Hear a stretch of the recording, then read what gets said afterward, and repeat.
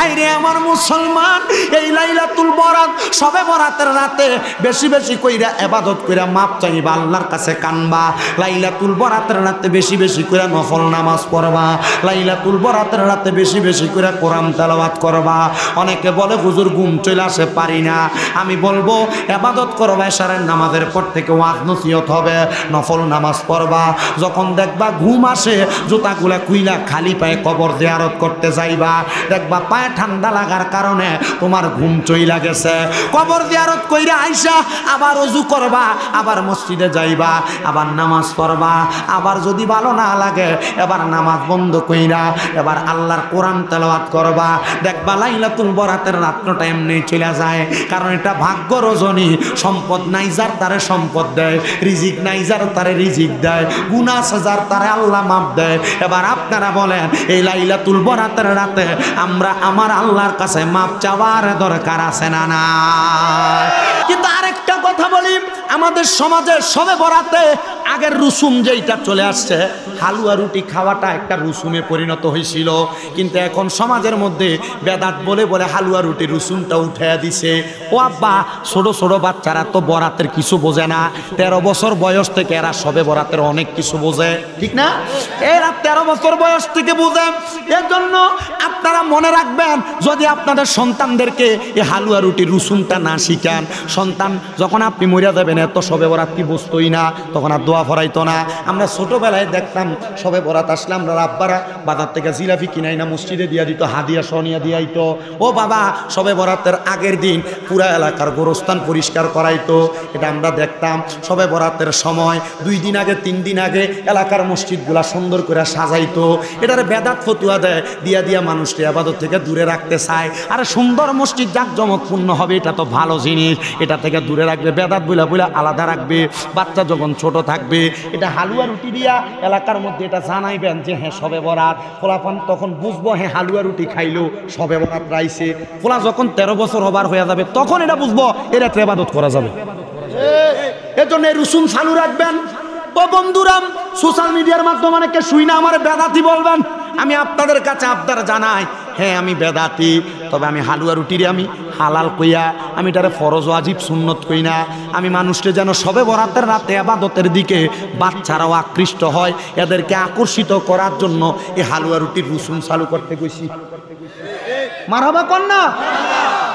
এই রুসুমগুলা চালু রাখবেন পুরো এলাকায় এলাকায়, পুরো বাড়ি বাড়ি। সাবান মাস আসলে আমরা মা বোনেরা পুরা প্রত্যেক ঘরে আপনার ঘরে আছে হালুয়া রুটি, আরেকজন এনে আপনার ঘরে দেওয়া যায়। এটা আমাদের এলাকার সিস্টেম। এই সিস্টেম চালু রাখবেন। না থাকলেও আপনি প্রয়োজনে 1 কেজি আটা কিনবেন, 1 কেজি সুজি কিনবেন, এটা কিনা একবারে একটা ফকির কইলো খাওয়াইবেন। একটা গরিব আসেনি এলাকায়, একটা গরিব রইলো খাওয়াইবেন। কেন জানেন? এটার কারণে একটা মুহাব্বত তৈরি হবে। আর খানা খাওয়ানি তো বাদ কাজ না। সাহাবায়ে কেরাম নবীরে প্রশ্ন করি, ইয়া রাসূলুল্লাহ আইয়ুল ইসলামা খায়রুন, ইসলামের উত্তম কাজ কি? নবী কয় ক্বালা তুতঈমুত তাআম, অপরকে খাদ্য খাওয়ানোর মতো উত্তম কাজ আর তো কিছুই নাই। সুবহানাল্লাহ, মারহাবা কন্না দি। আপনি এই নিয়তে খাওয়ান না, এই নিয়তে খাওয়ান। হালুয়া রুটি আসতে কয়, হালুয়া রুটি সবে বরাতে হালুয়া রুটি, সবে বরাতে সিন্নি, সবে বরাতে কবরস্থান পরিষ্কার, সবে বরাতে মসজিদ সাজানো, সবে বরাতে মসজিদে সারা রাত্র ইবাদত চলবে তো ইনশাআল্লাহ। মুসলমান ইমানদার আরো গভীর মনোযোগ দেন। তাহলে আল্লাহর প্রিয় বান্দা যারা, খাস বান্দা যারা, তাদের সম্পদের অভাব, এরা অল্প পাইলেও খুশি। কেমনে? হ্যাঁ কোন জোরে বলেন, এটা কি? এটা কি? এই যারা রিক্সা চালান, আপনি নাখুশ হওয়ার দরকার নাই।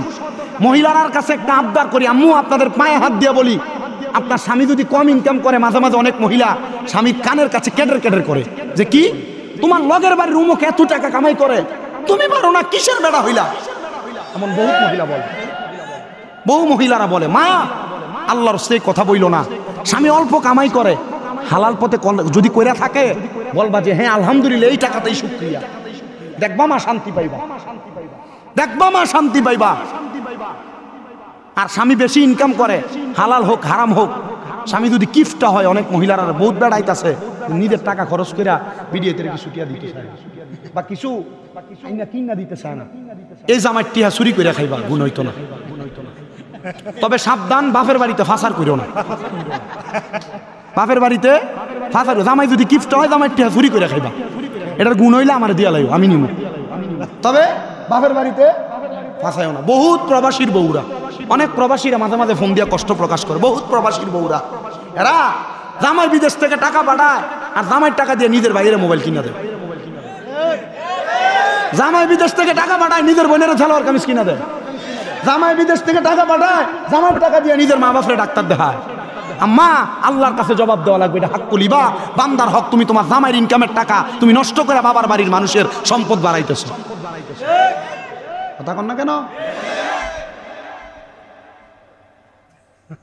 হ্যাঁ, একবারে কলজাটা লাগাই ভাইয়া, তুমি যাইতে আমার লোক একটু কোলাকুলি করে দেও। হ্যাঁ, কথা সত্য। স্বামীর কাছে টাকার আবদার করছে, বহুত প্রবাসী কান্না করে, হুজুর টাকা দেই নাই হুজুর, 15 দিন মোবাইলটা ধরে না। বাচ্চারে দিয়ে ফোন ধরায়। আরে এই বেড়া তার রক্তরে পানি করতেছে তুমি বেডির লেগা বিদেশের জমিনে, কিন্তু এই বেড়ার ফোনটাতে তুমি একবার ধরলা না, তার কলিজাটা ফাইটা যা, মনে হয় তার কাছে কিছু নাই। আর মহিলারা এটার জন্য আল্লাহর কাছে বেশি পস্তাইবে, স্বামীর মনে কষ্ট দেওয়ার জন্য। কার মনে কষ্ট দেওয়ার লেগা? আরে আল্লাহরে কষ্ট দিলে আল্লাহ মাফ করে দিব, কিন্তু জামাইয়ের মনে কষ্ট দিবা, জান্নাত হারাম হয়ে যাবো, জান্নাত। বহুত মহিলারা দিনে জামাইয়ের লোকে ঝগড়া কইরা রাত্রে বিছানা আলাদা করে দেয়, মাঝখানে কোলবালিশ দিয়া দেয়। আম্মু মনে রাখেন, এটার কারণে আল্লাহর কাছে বড় জবাবদিহিতা করা লাগে। সাথে ঘুমাইতো, বাচ্চা এক সাইডে থাকতো, যেদিন ঝগড়া হয়ে দিন বাচ্চাটা মাঝখানে চলে আসে। আরেকবার মাথা নিচা করে গেছে, কয়টা তো মিল গেছে কথাটা। স্বামীর আদেশ অমান্য করে থাকেন, মনে রাখবেন রহমতের নবী মহিলাদেরকে পানির সাথে তুলনা করেছে। নবী গো কেন? বলে একটা মহিলা পানির মতো।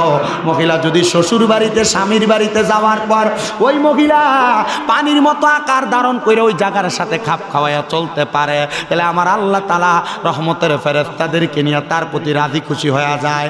আর আল্লাহ তাআলার অসংখ্য রহমত বরকত মহিলার প্রতি দান করে দেয়। মহিলারা এই ব্যাপারে সাবধান, স্বামীর সাথে রাগান্বিত হইবা না, বিছনা আলাদা করবা না, স্বামীর সাথে রাগান্বিত হইয়া মোবাইলের কল রিসিভ করো, এগুলা করবা না। বলে হুজুর কেন? কেন? আল্লাহর নবী শিখিয়ে দেয়, স্বামী স্ত্রীর দিনে যত ঝগড়া হোক না কেন, রাত্রবেলা তাদের শোয়ার বালিশ হবে একটা কয়ডা। নবীজি কেন এই কথা বললেন? বলে স্বামী স্ত্রী দুইজন একজন আরেকজনের সাথে যত লাইগা থাকবে, আর দুনিয়ার যত জায়গা খালি থাকবে, ওই খালি জায়গা আমার আল্লাহ রহমত দিয়া ভরপুর করে দিবি। আমার পছন্দ করে। শুধু তাই নয়, আমরা শুধু মহিলাদেরকে দোষ দিলে চলবে না, আমরা বেড়াইতের খাদ্য তো খারাপ আছে। বলো হুজুর কি? এ বাবা, আপনি বাড়িতে আসেন, সিগারেট খেয়ে মুখের এমন দুর্গন্ধ বানান, বুয়ের গন্ধর চাইতে দুর্গন্ধ আপনার মুখে বেশি, তখন আপনার বউয়ের আর আপনারে ভালো লাগে না, আপনার ছোটটারে ভালো লাগে। আপনি ঠিক কইলেও ঠিক না কইলেও, ওই যে বুড়ে বেটা আসে কেমন কিতাও বেটার একটা শেয়ার দো না, বেটার অবস্থা ভালো না তো।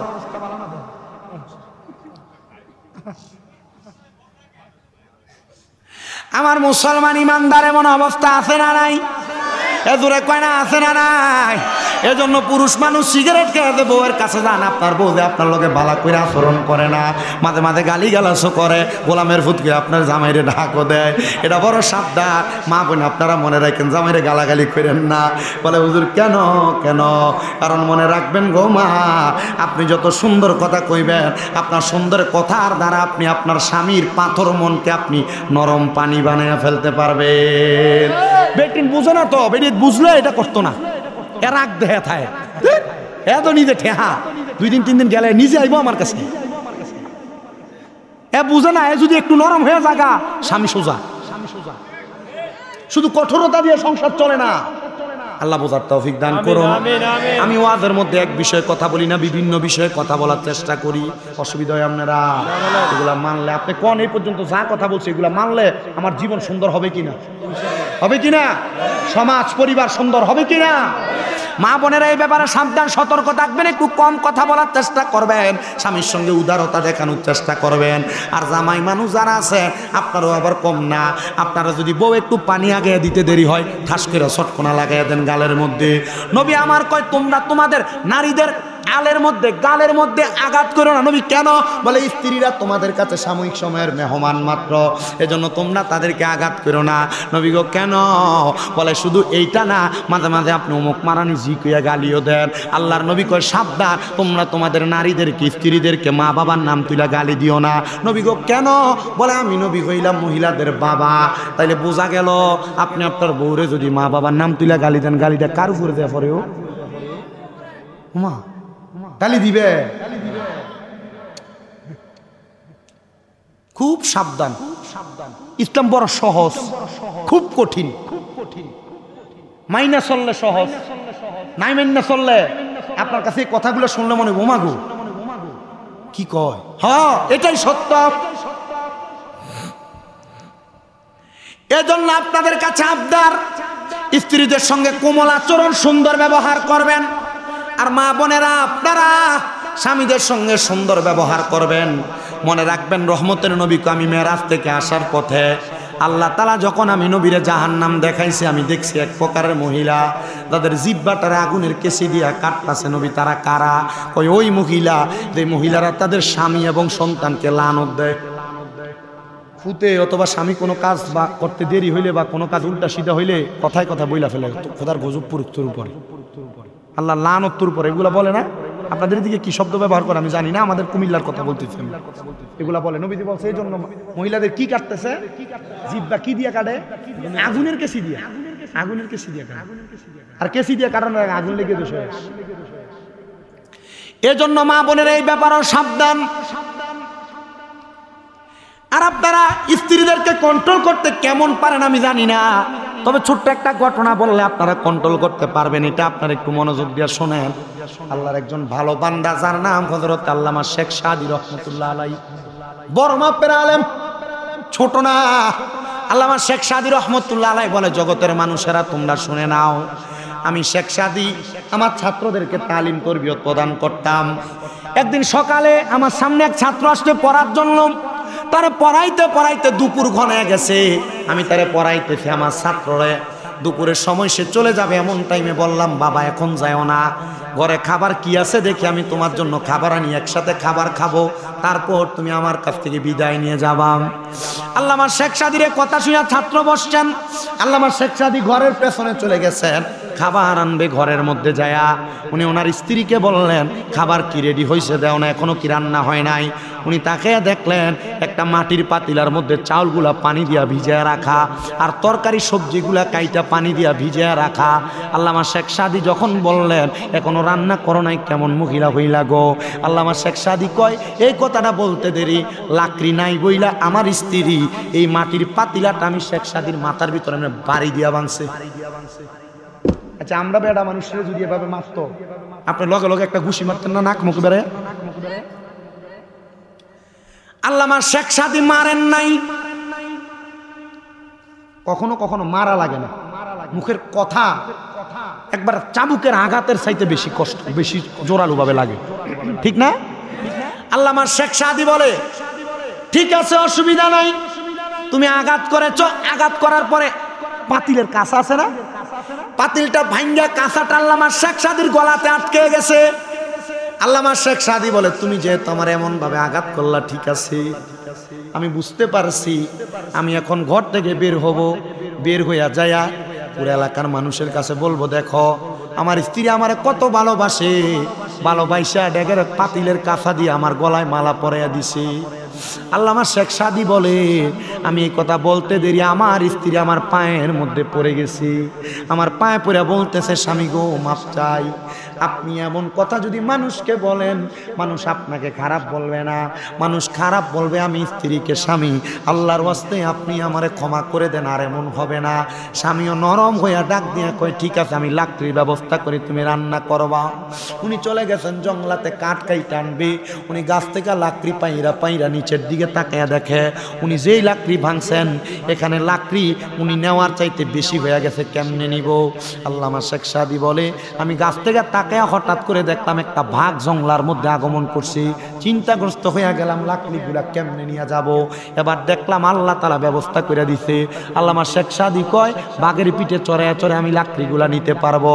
আর বাঘ নিচে চিন্তা করে নামুক গাছ থেকে তারে খামু। আরে এ বাবা, আল্লাহ তাআলার কোন বান্দা যদি আল্লাহর হইয়া যায়, মানলাহুল মাওলা ফালাহুল কুল, সারা জগৎ তার হইয়া যায়। বাঘ কি এর চাইতে আরো কঠিন যন্ত্র যদি সামনে আসে তারেও কন্ট্রোল করতে পারবে। বাঘ আড়ালে বসে আছে, উনারে খাবে। আল্লামা শেখ সাদি নিচে নাইমা লাকড়িগুলো একসাথে কইরা বাঘরে ডাক দেয়, কইরে আয় সামনে আয়, লাকড়িগুলা নিয়ে যায়। বাঘের পিঠে উঠে দিতে, বাঘের কোনো লড়াচড়া নাই, বাঘের পিঠে কইরা লাকড়ি নিয়ে গেছে। লাকড়ি নামাইয়া ভাগও জংলায় দৌড়, আর দেখা যায় না। ছাত্র কয়, হুজুর বাঘ কন্ট্রোল করতে পারলেন কিন্তু বউ কন্ট্রোল করতে পারলেন না।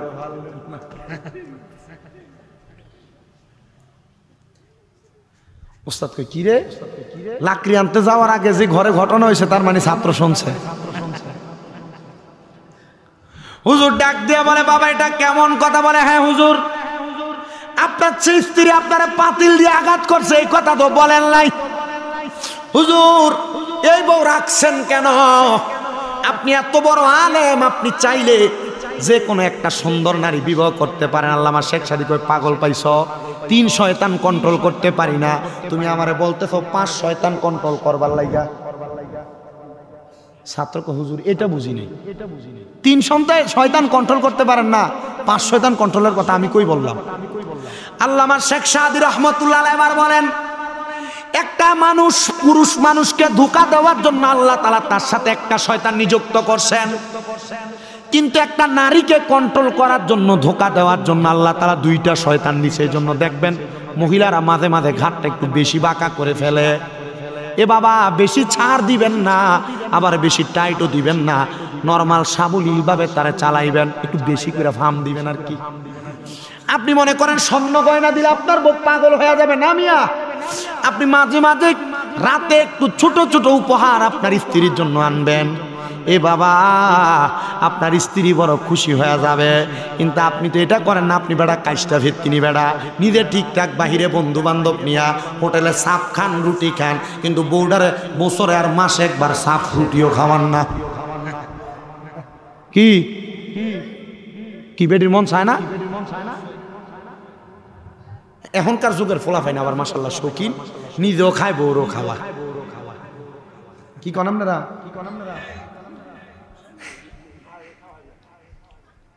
আমি আইতেছি লাইনে, শুধু ঢুকছি মাত্র লাইনটা, আব্বা না বালা শেষ। আমার ওয়াজের টাইম শেষ। আমি 1 ঘন্টা 20 মিনিট মাইকে থাকি, 14 মিনিট বেশি হয়েছে। এটার কাহিনী হইলে এলাকায় ফতম, এর লাগে একটু বেশি করে দিতেছি। আপনারা আছেন না? আছেন না ইনশাআল্লাহ? ও আজকে আপনার মনে হইতেছে কাম হইব বেরিয়ে যদি হনে আজকে দেখে কবেন কি হুজুর কইছে শুনছিলা? আর যদি না হয় অসুবিধা কি, এই যে ক্যামেরা আছে না, ওগুলা না ছাড়বো, শোনাই দিবেন ডাউনলোড দিয়ে। আর আপনি শোনার লাগতো না, এরা শোনে মোটামুটি। আমার ওয়াজের নিচে আমার এক ইউটিউবার ভাইয়ে দেখাইছে, হুজুর এক বেডি কমেন্টস করছে, বেরিয়েতে দুষ্টি কন বেড়াইতে যে এটা এটা করে, এটি কইতেন পারেন না, এগুলো আমার কইতে। আমি চিন্তা করলাম না, শুধু বেডি মানুষের দোষ কইলে হইতো না, আমরা বেড়ার দোষও কইতে হবে। এর লাগে আপনারা যে সিগারেট টিকেট খান, মহজে গন্ধ কয়টা কইছি, আপনারা যে বউরে মারেন, গালি গালাজ করেন, এটা আমি কইছি। আপনি জীবনে আপনার বউরে তার মা বাবার নাম তুলে গালি দিয়েন না, হ্যাঁ তো না, এমন অন্য কিছু করেন, কি লাইয়েন, দেখবেন ধুম ধরে থাকবো, পরে আবার মাইতে দিব। কিন্তু আপনি হ্যাঁ মা বাপের নাম তুলে গালি দিবেন, এর মতো আঘাত কেউ হবে না, কারণ মহিলারা সব সহ্য করে, এর মা বাপের গালি দেওয়া সহ্য করে। কি কথা বুঝতে পারছেন? আল্লাহর নবী কেন বলছে যে তোমরা তোমাদের স্ত্রীদেরকে মা বাবার নাম তুলে গালি দিও না? এই গালি আমি রহমতের নবীর উপরে এসে পড়বে। হ্যাঁ, এ ব্যাপারে সাবধান। কি গালি হয় কি হয় না? একবার ওই দিন আমার কাছে হাতে ধরে বুড়া মানুষ কান্দে দিছে, দাঁত নাই, একবার খুব বেশি বুড়া, হুজুর বহুত গাইলেছি, হুজুর কিটা করবেন, বাজ্যে ভাই বউর কাছে করবেন, মাগো বহুত গালাগালি করছে, আল্লাহর রাস্তায় মাফ করে দাও। বেটা হুজুর মা কইলে না তালাক হয়ে দেবো। আমি আপনি এটাও বুঝেন তো, গালি দেন এটা বুঝেন না? কুদুর বুঝছি, কি করবো, মাথা গরম হয়ে দা। মহিলাদেরকে বলি, পুরুষ মানুষ বাহির থেকে আসলে কাজ করে সারাদিন, এর মাথা গরম থাকে, তুমি আইলে ফুসুর ফুসুর, তোমার মা এটা করছে, তোমার বইনি সেটা করছে, কয়নি? আর তোমার স্বামী আসছে, তুমি লেবু শরবত গুলা দিবা, তুমি তোমার স্বামী আসছে কানে কানে এটা সেটা বলা শুরু করে দাও। এটা থেকে বিরত থাকবা মহিলারা।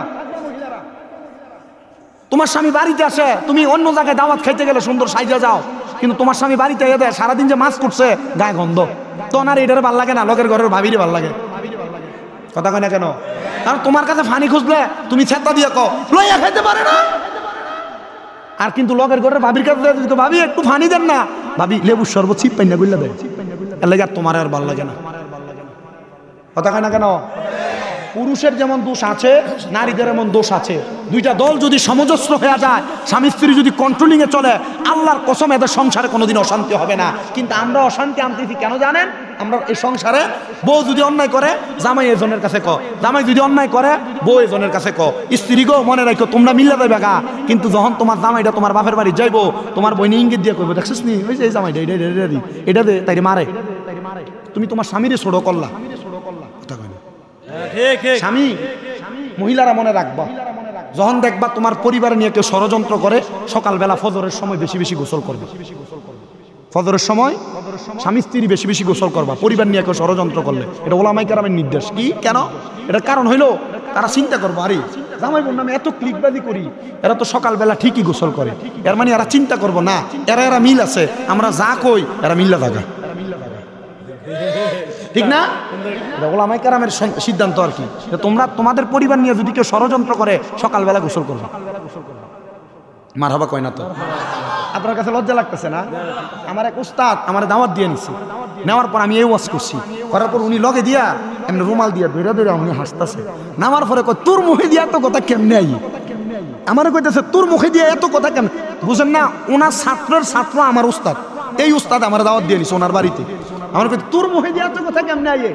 আমি কইলাম হুজুর কি তো হইছে? একটা কথা কই তোর একটু শরম লাগছে না? আমি নিজেই তো কই না। আমি বললাম হুজুর কথাতে কইছি বাস্তব নি, আরে বেটা এটি তো কোনের দরকার, এটি কয় না মানছে, আমরা নিজেই মসজিদে কই না। আমার মসজিদের সভাপতি আমার কয় হুজুর এই কথাতে কোন হুজুর বেরিয়েতে তো আমার কাছে আপনার লেগে হাদিয়া দিছে। আমি কইলাম হুজুর এ ওয়াজ কামে লাগে তাইলে বেরিয়েতে আমার ওয়াজ শোনে। আমি কইলাম হ্যাঁ না আমার কো না। আলহামদুলিল্লাহ আলহামদুলিল্লাহ মারহাবা কর না কেন?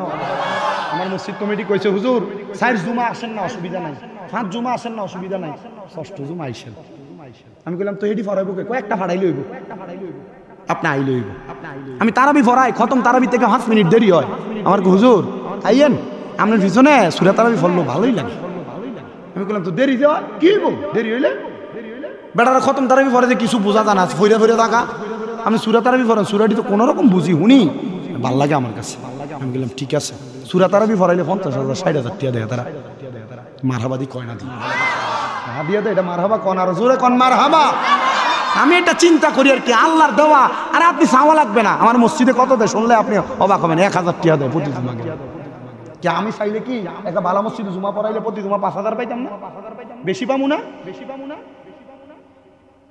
আমি এই জায়গায় খুব মানে শুধু মসজিদের ব্যাপারটা খুব সতর্ক, আমি অনেক কই না আলহামদুলিল্লাহ কন্যা দিই। আর না ওয়াদের ব্যাপার আবার কইলাই আমরা দোয়া আমার 6টা মাদ্রাসা। কয়টা? হুজুরের কইছি একদিনে 500 30 কেজি 30 কেজি চাউল লাগে, 1160 জন। মারহাবা কর এর লাগে এই জায়গার ভিতরে আমি খুব শক্ত। আমার মুসলমানের রাজ্যের কথা বলতেছিলাম, স্ত্রীদেরকে মাঝে মাঝে সুন্দর খাওয়াইবা পড়াইবা। তো ছাত্র বলে হুজুর আপনি যে বললেন 3 শয়তান কন্ট্রোল করতে পারি না, 5 শয়তান কেমনে করব, কি কারণ?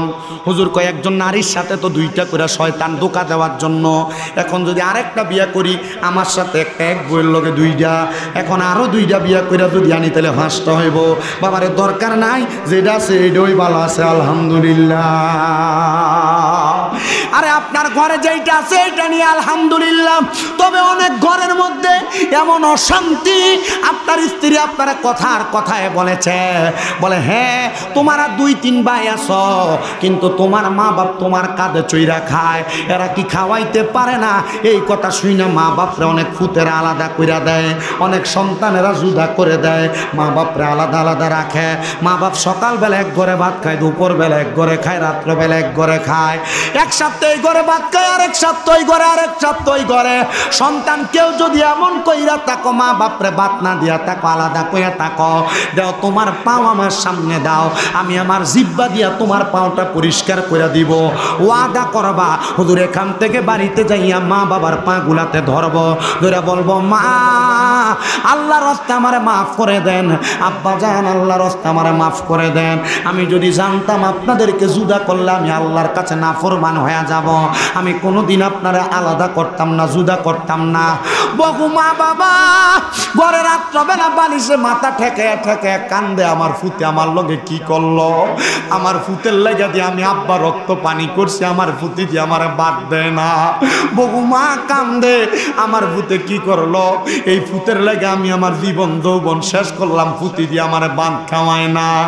এ সন্তানের দল, সন্তান যদি এমন মা বাপরে আলাদা করে থাকো, ওই আম্মা আব্বার কদমে ধরে মাপ চাইবা। অনেকে চিন্তা করে হুজুর আমার মা বাপ আমারে বড় কষ্ট করে মানুষ করছে, আব্বা জান দামি কোনো জামা কাপড় পরে নাই রে, আব্বা জান যে জুতাটা পরতো পায়ের গোড়ালিতে রাস্তার লগে লাইগা যাইতো, জুতা ক্ষয় হইতে হইতে, কিন্তু তুমি সন্তানরে নতুন জুতা কিনা দিত, তুমি সন্তান ওই নতুন জুতা পায়ের মধ্যে লাগায়া তোমার আব্বা জানের সামনে রাত্রে খাটেই দৌড়াদৌড়ি করতে, চিন্তা করে দেখো ও সন্তান আজকে তোমার আব্বা জান দুনিয়াতে নাই, এক জোড়া দামি জুতা দিয়ে আব্বারে কিনা দিতে পারো না। এ সন্তানের দল, ওই মা অন্ধকার কবরে ঈদের দিনে মা পুরান কাপড়টা পইরা পইরা রান্না বাড়া করছে, দুপুর চইলা গেছে মা নতুন কোনো কাপড় পরছে না। কিতা গো আম্মা জান আপনি দি নতুন কোনো জামা কাপড় পরেন না? মা জবাব দিতে এখন কি আর আমার ঈদের বয়স আসেনি, পুত্রে তোরা পরো সেটা দেখলে শান্তি লাগে, মার কাছে যে টাকা নাই একটা কাপড় কিনা পরব, মা এই কথাটা পুত্রে কইতো না। সন্তান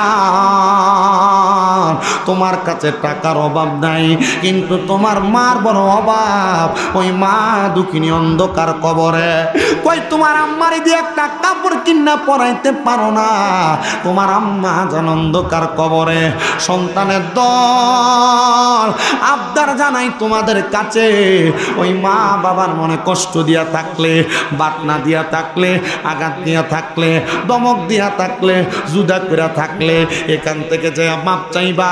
আজকের মাহফিল কবুল হবে কি হবে না এটার গ্যারান্টি কেউ দিতে পারবে না, তবে একটা গ্যারান্টি আমি দিয়া যাই, আগামীকালকে যদি দেখো এলাকার কোনো দোকানে বৈশা কোনো মুরব্বী বাবা বলে হ্যাঁ শামীম দাদার ওয়াজ শুই না, আমার সন্তান বাড়িতে যে আমি বাবার পায়ে ধরে মাপ চাইছে, মনে করবা মাহফিল কবুল হয়ে গেছে। যদি বাবারে অনেকে চিন্তা করে হুজুর আমি মাপ চাইবো দূরের কথা, আমি তো দুই ঈদের সময় মা বাবার পা ছুঁয়ে সালামি করি না, কেমনে মাপ চাইব? আমি বলবো সন্তান আম্মা আব্বার পায়ে ধরলে দাম কমে না, ইজ্জত কমে না, সম্মান কমে না। আম্মা আব্বার কদমে ধরলে আল্লাহ তাআলা সন্তানের ইজ্জত সম্মান বাড়াইয়া দেয়। মাপ চাইবারে মাপ চাইবা, আরে পারলে আমার মতো মাঝে মাঝে আম্মা আব্বার পায়ে চুমা দিবা। আম্মা আব্বার পায়ে চুমা দিলে আল্লাহর জান্নাতের চৌকাঠে চুমা দেওয়ার স্বাদ পাওয়া যায়। অনেকে চিন্তা করে হুজুর যাদের বাড়িতে আব্বা আছে তারা বাড়িতে যাইয়া বাবার পায়ে ধরে মাপ চাইব, বাবার পায়ে চুমা দিব, আমার তো আব্বা নাই, আমি কার পায়ে ধরে মাপ চাইব, কার পায়ে চুমা দিব? হুজুর যাদের বাড়িতে মা আছে তারা বাড়িতে যাইয়া মার পায়ে ধরে মাপ চাইব, মার পায়ে চুমা দিব, আমি কার পায়ে ধরে মাপ চাইব, কার পায়ে চুমা দিব? সন্তান চিন্তা কইরো না রে, ওই মা বাপ যদি কবরে থাকে একটু পরে আখিরি মুনাজাত হইয়া যাবে। আল্লাহর নবীর ঘোষণা, কোন সন্তানের মা মারা যাওয়ার পরে, বাবা মারা যাওয়ার পরে ওই সন্তান যদি আল্লাহর কাছে রব্বির হামহুমা কামা রব্বায়ানি সগীরা ওয়া কুর রব্বির হামহুমা কামা রব্বায়ানি সগীরা বইলা চোখের মনি কোটার মধ্যে একটা মাছির মাথা পরিমাণ পানি চাইরা দিয়া কান্না করে, ওই পানি মাটিতে পড়ার আগে আমার আল্লাহ তার মা বাবার জীবনের গুনাহ মাফ করে দেয়। সন্তান ওই আম্মা আব্বার জন্য একটু খাস করে করে দোয়া করবা। আমি জানি না আজকে কেমন দোয়া তুমি করবা, তবে আরেকটা সুযোগ আসতেছে। লাইলাতুন নিসফি মিন শাবান, শাবান মাসের 14 তারিখ দিবাগত রাত, ওই লাইলাতুল বরাতের রাতে আমার আল্লাহ তাআলার দরবারে চোখের পানি ফালায়া ফালায়া কানবা। লাইলাতুল বরাতের রাতে আমার আল্লাহ তাআলার কাছে চোখের পানি ফালায়া ফালায়া কানবা। মা বাবার কবরের সামনে যাইবা, বরাতের রাত্রে আম্মা আব্বার কবর জিয়ারত করবা। লাইলাতুল বরাতের রাত্রে আম্মা আব্বা সব বংশের কবরের জিয়ারত করবা। বলে হুজুর কারণ কি? আরে বাবা, এই লাইলাতুল বরাত, সবে বরাতের রাতে আমার আল্লাহ তাআলা প্রথম আসমানের মধ্যে আইসা আমার আল্লাহ তাআলা শুধু ডাকতে থাকে, ও সন্তান কে আছো দুনিয়ার, ও বান্দা কে আছো দুনিয়ার জমিনের মধ্যে থাইকা গুনাহ মাপ চাও, আমি আল্লাহ তাআলা তোমাদেরকে মাফ করব। কে আছো রিজিক চাও, আমি আল্লাহ তাআলা তোমাদেরকে রিজিক দান করব। কে আছো দুনিয়ার জমিনের মধ্যে, দুনিয়ার জমিনের মধ্যে আমি আল্লাহর কাছে সম্পদ চাও, সম্পদ দান করব। নবীর হাদিস শরীফ পইরা দেখলাম, আমার নবী কয় বনু কলবের গোত্রের যত ছাগল আছে ওই প্রত্যেক ছাগল বকরির পরিমাণ, পশমের পরিমাণ আল্লাহ তাআলা ওই লাইলাতুল বরাতের রাতে এতগুলা মানুষকে মাফ করে দেয়।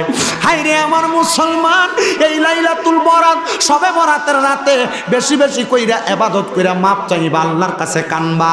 লাইলাতুল বরাতের রাতে বেশি বেশি কইরা নফল নামাজ পড়বা। লাইলাতুল বরাতের রাতে বেশি বেশি কইরা কোরআন তেলাওয়াত করবা। অনেকে বলে হুজুর ঘুম চলে আসে, পারি না। আমি বলবো ইবাদত করবা, এশারের নামাজের পর থেকে ওয়াজ নসিহত হবে, নফল নামাজ পড়বা।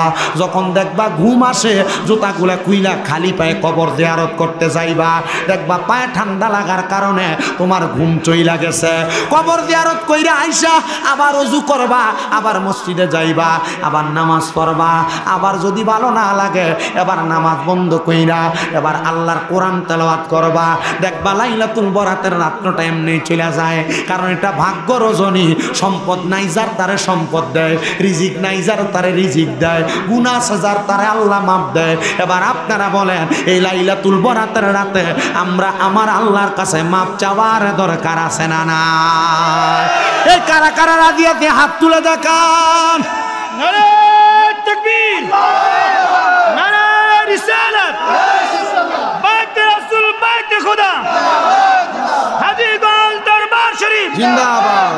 হযরত মাওলা কারি শামীম হোসেন জাল কাদি সাহেব, নারে তাকবীর। সবাই জুড়ে বলেন মারহাবা। কিন্তু আরেকটা কথা বলি, আমাদের সমাজে সবে বরাতে আগের রুসুম যেইটা চলে আসছে, হালুয়া রুটি খাওয়াটা একটা রুসুমে পরিণত হয়েছিল। কিন্তু এখন সমাজের মধ্যে বেদাত বলে বলে হালুয়া রুটি রুসুমটা উঠাইয়া দিছে। ও আব্বা, ছোট ছোট বাচ্চারা তো বরাতের কিছু বোঝে না।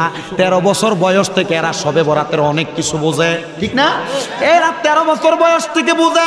এর জন্য আপনারা মনে রাখবেন, যদি আপনাদের সন্তানদেরকে এই হালুয়া রুটি রুসুমটা না শিখান, সন্তান যখন আপনি মরিয়া যাবেন এত সবে বরাত কি বুঝতোই না, তখন আর দোয়া ফরাইতো না।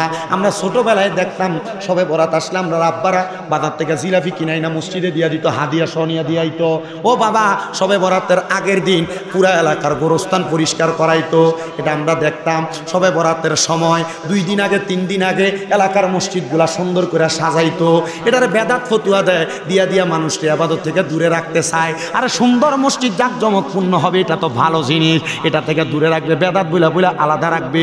বাচ্চা যখন ছোট থাকবে, এটা হালুয়া রুটি দিয়া এলাকার মধ্যে এটা জানাইবেন যে হ্যাঁ সবে বরাত। পোলাপান তখন বুঝবো হ্যাঁ হালুয়া রুটি খাইলো, সবে বরাত রাইছে। পোলা যখন 13 বছর হবার হয়ে যাবে তখন এটা বুঝবো এটা ইবাদত করা যাবে। এর জন্য রুসুম চালু রাখবেন। ও বন্ধুরা, সোশ্যাল মিডিয়ার মাধ্যমে অনেকে শুই না আমার বেদাতি বলবেন। আমি আপনাদের কাছে আবদার জানাই, হ্যাঁ আমি বেদাতি, তবে আমি হালুয়া রুটিরে আমি হালাল কইয়া, আমি এটারে ফরজ ওয়াজিব সুন্নত কই না। আমি মানুষকে যেন সবে বরাতের রাতে ইবাদতের দিকে বাচ্চারাও আকৃষ্ট হয়, এদেরকে আকর্ষিত করার জন্য এই হালুয়া রুটির রুসুম চালু করতে কইছি। মারহাবা কর না? এই রুসুমগুলা চালু রাখবেন পুরো এলাকায় এলাকায়, পুরো বাড়ি বাড়ি। সাবান মাস আসলে আমরার মা বোনেরা পুরা প্রত্যেক ঘরে আপনার ঘরে আছে হালুয়া রুটি, আরেকজনেই না আপনার ঘরে দিয়ে যায়। এটা আমাদের এলাকার সিস্টেম। এই সিস্টেম চালু রাখবেন। না থাকলেও আপনি প্রয়োজনে 1 কেজি আটা কিনবেন, 1 কেজি সুজি কিনবেন। এটা কিনা একবারে একটা ফকির কইলো খাওয়াইবেন, একটা গরিব আসেনি এলাকায় একটা গরিব রইলো খাওয়াইবেন। কেন জানেন? এটার কারণে একটা মুহাব্বত তৈরি হবে। আর খানা খাওয়ানি তো বাদ কাজ না। সাহাবায়ে কেরাম নবীরে প্রশ্ন করি, ইয়া রাসূলুল্লাহ আইয়ুল ইসলাম খায়রুন, ইসলামের উত্তম কাজ কি? নবী কয় ক্বালা তুতঈমুত তাআম, অপরকে খাদ্য খাওয়ানোর মতো উত্তম কাজ আর তো কিছুই নাই। মারহাবা কন্যা দি। আপনি এই নিয়তে খাওয়ান না, এই নিয়তে খাওয়ান। হালুয়া রুটি আসতে কয়, হালুয়া রুটি সবে বরাতে, হালুয়া রুটি সবে বরাতে, সিন্নি সবে বরাতে, কবরস্থান পরিষ্কার সবে বরাতে, মসজিদ সাজানো সবে বরাতে, মসজিদে সারা রাত্র ইবাদত চলবে তো ইনশাআল্লাহ। আল্লাহ কবুল করুক, আমিন পড়েন। আর কি কইতে হবে? আল্লাহ আমাদের সবাইকে মিলেমিশে যা কথা বলেছি প্রত্যেকটা কথার উপর আমল করার তৌফিক।